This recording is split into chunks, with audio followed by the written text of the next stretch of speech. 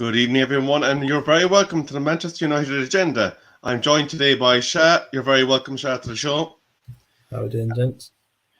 We're going to hit on a few topics for you today that have been mentioned in the newspapers. The first one is Michael Carrick will remain in charge of Manchester United for the Premier League game against Arsenal on Thursday night, with interim manager Ralf Rangnick still waiting to have his work visa finalised. So we will be hoping, of course, that Carrick maintains his unbeaten run in charge for the club. But the big news there is Michael Carrick will be in charge on Thursday against Arsenal. Also, in The Athletic today, we had, could Rangnick's arrival help Paul Pogba in his performance levels? It is believed that Paul Pogba is absolutely enthusiastic about the arrival. And even though he's out of contract in June, at this time, he doesn't really want to discuss his future with any club and wants to tease out how the relationship with Rangnick would work once they get down to training at Carrington. What do you think of that one, SHAH? I'll throw that one over to you first. I think Pogba's had a very mixed time at Old Trafford. You know, injuries hampered him. He's been played out of position, given responsibilities and direction from two different managers, which really didn't suit his style of play. I think it would be interesting to see what happens with Paul, obviously, in terms of if he's going to be excited, if he's going to be really stepping up to the full potential that we know he can do, because we've seen in games where he has been a box-to-box player and he's been good in those situations, but it's not consistent. It's hot and cold. And if Rangnick can get the best out of Paul, then I think we all know deep down in our hearts, we've all supported Paul when he came back. We've wanted to see him perform and be that next, the world-class midfielder that he's, the signing of what we paid for. We want to see that, So if he does stay, there's obviously an opportunity there for him to prove himself. But I don't think Ragnick's the sort of manager that's going to let him, bide his time. I think the decisions will come quite quickly over the next sort of 6 to 12 months regarding Pogba. You've got contract renewal up. There's a lot of speculation around him already, a lot of talk. I think the way that Rangnick potentially could set up, it could work for Paul, but we just got to see that energy. Absolutely. If we don't see that, then I think he'll be gone. Absolutely. I suppose it will be interesting times ahead in terms of Paul Pogba. Another interesting article that we had today in the Manchester Evening News is Cavani opened up about what was a tough period for Sancho at Manchester United. Edison Cavani has admitted Jadon Sancho has to overcome quite a tough period at Manchester United. United were long-term admirers of Sancho, and they finally landed their man when signing him for $72.9 million this summer. Sancho had a reputation as one of Europe's finest young talents and consistently outstanding performances. The winger scored 16 goals and provided 21 assists last season. At Borussia Dortmund, where high expectations on his arrival at Old Trafford to meet those levels. Although the 21-year-old endured a slow start, it seems that we're finally starting to see the best of Jadon Sancho. I don't know about you, SHAH, but I was absolutely delighted to see him bag his goal. Obviously, he capitalised off a Jorginho mistake, but how quick was he to react on that one? Oh, amazing. It was great to see that energy, the press straight away as soon as the ball went out. I think one thing that no one's mentioned is Bruno actually looked up. He saw what was ahead of him in terms of that pass. Just get rid of the ball, but let me put it into an area where two strikers, if it bounces awkwardly, or in this case, the third nomination for the Ballon d'Or,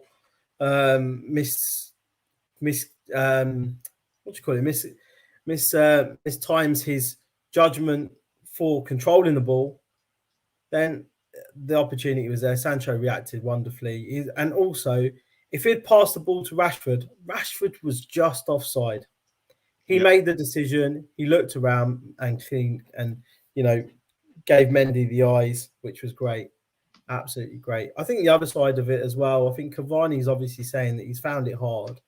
But when we look back at the beginning of the season, you had Greenwood firing. It was hard to leave out someone like Greenwood as well when he's been performing for the last couple of seasons.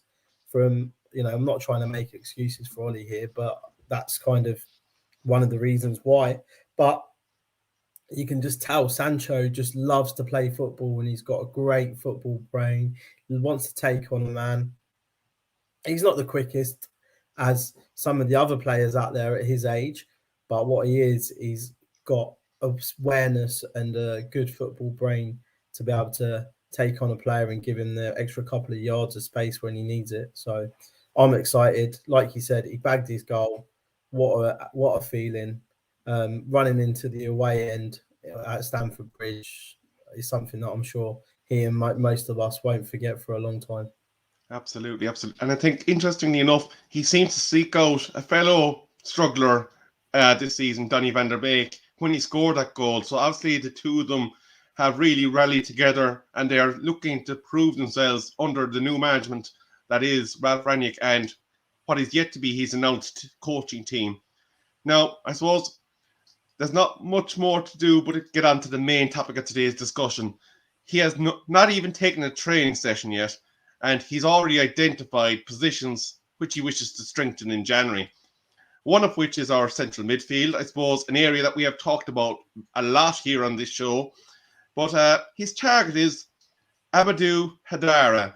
It's believed that he has a £33 million release clause, according to the Times, and it is a player that Ralf is very much familiar with, having worked with him at Red Bull Salzburg and Red Bull Leipzig. He is a player that is 5'9" in stature. He is from Mali. He's an international footballer. He has played 148 games between Salzburg and Leipzig and has bagged himself 12 goals. Internationally, he has made 24 appearances and he's also taken 2 goals from that. But it's very much an area which needs strengthening. How do you feel about the change, I suppose, from what we believed would have been the targets of either a Rice or a Neves or some such, and we're now moving on to a target that our new manager has identified, and that is Amadou Hadara? I think we all kind of reflecting back on the whole topic of a CDM, we all expected a CDM to come in the last transfer window. We didn't get it. And it's evident that that's cost us quite dearly when we've had certain defensive frailties over the last few weeks, the energies, the box-to-box situation, the organisation. So I think someone like Hadara as a manager, we've seen it with the likes of Moyes bringing Fellaini in, knowing a player. He's obviously seen him grow and mature. 35 million compared to Rice is probably 80, 100 million, maybe even. If I want to be absolutely honest, I haven't seen too much of Haidara.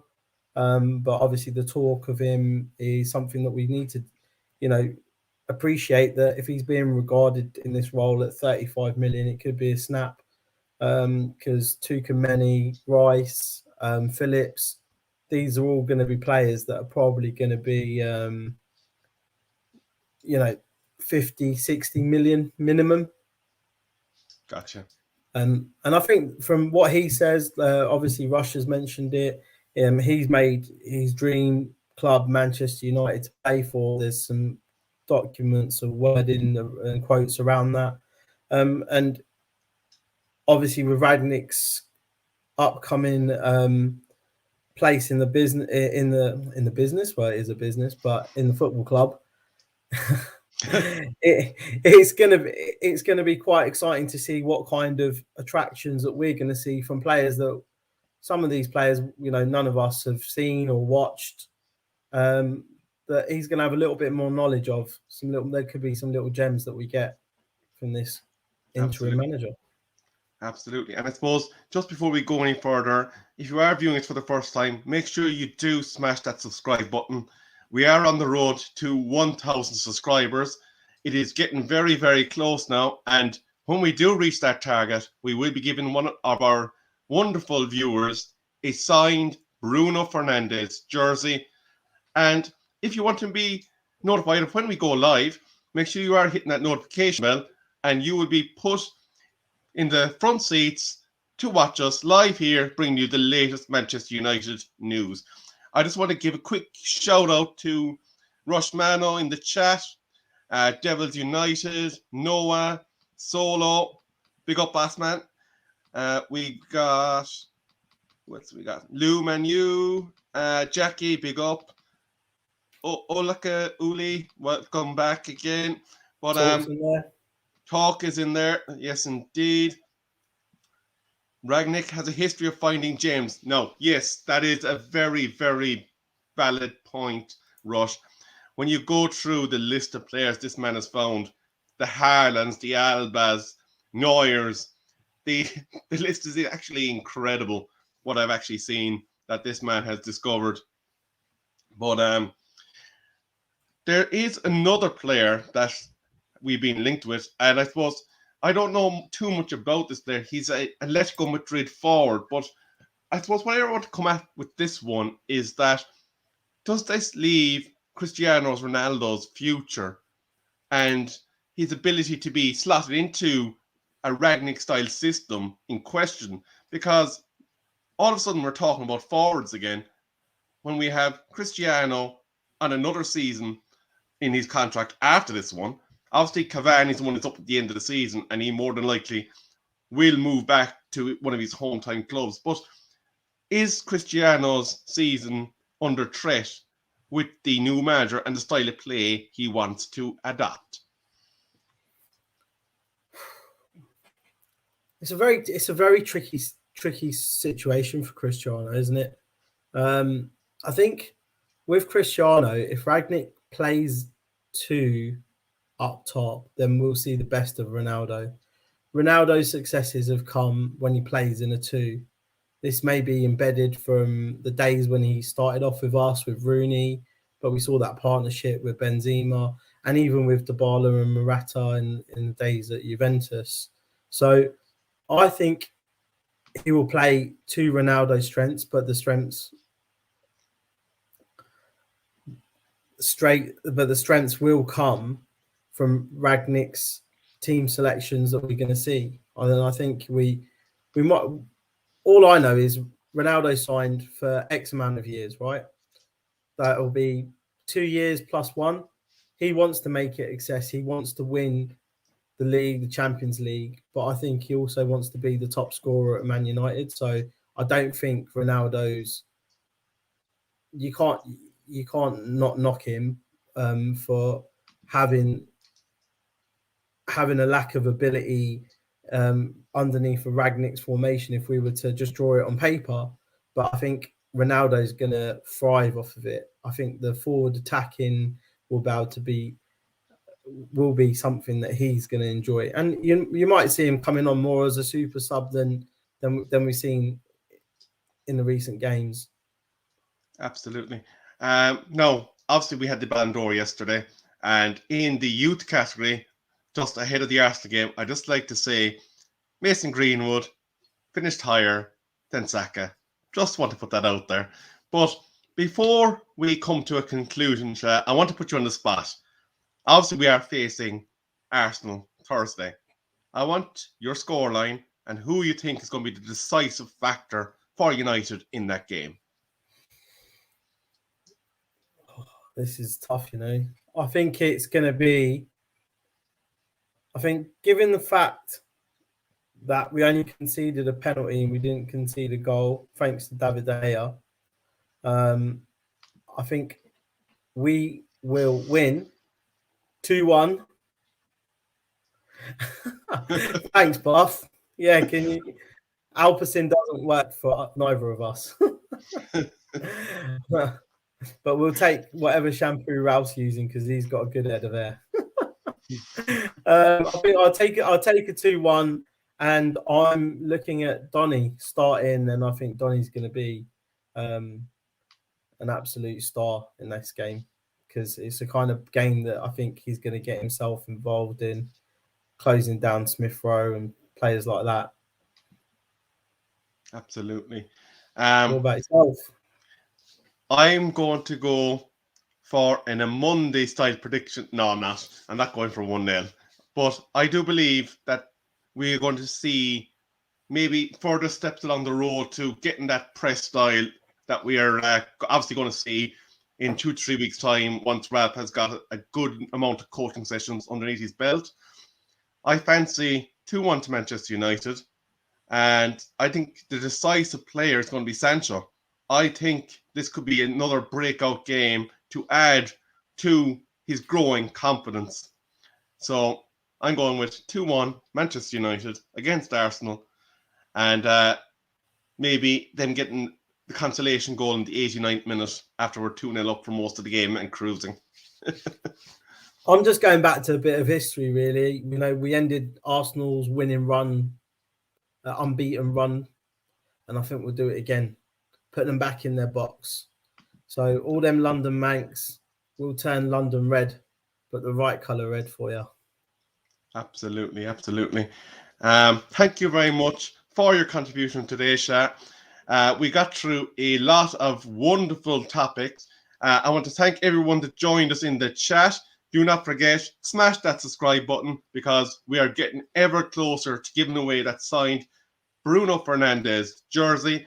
But for now, SHAH, you want to come in one more? Yeah, I just want to come in and say something. I think we've got Ellie in the chat there. She's off to go and wrap her presents for her youngest son's birthday tomorrow. Happy birthday to your son there, Ellie. And obviously everyone from the Man United agenda, we wish you a great day ahead. And hopefully on Thursday, we'll get the result to make you smile a little bit more, little man. A big happy birthday to your young fella, Ellie. And hopefully he'll be smiling after that result on Thursday. But for tonight, we have been the Man United agenda even. And we will see you all again soon.